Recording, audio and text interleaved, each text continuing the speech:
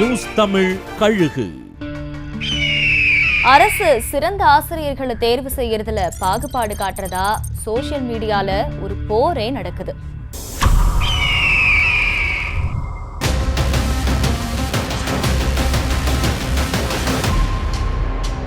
அரசு பள்ளி ஆசிரியர்கள் மாணவர்களுக்கு நல்ல பாடம் நடத்தணும்னு கற்பிக்கும் ஆர்வத்தை அதிகப்படுத்தணும்னு திட்டமிட்டு 2018 அதிமுக அரசு கனவு ஆசிரியர் திட்டத்தை தொடங்கி 2018-2019 விருது கொடுத்திருக்காங்க.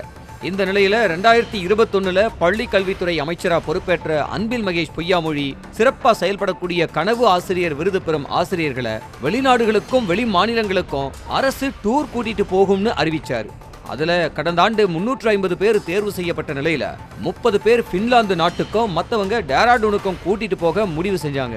அதுல முதல் பேட்சி சுமாரா 50 பேர் 2 நாளைக்கு முன்னாடி டேராடூன் கிளம்பி இருக்காங்க.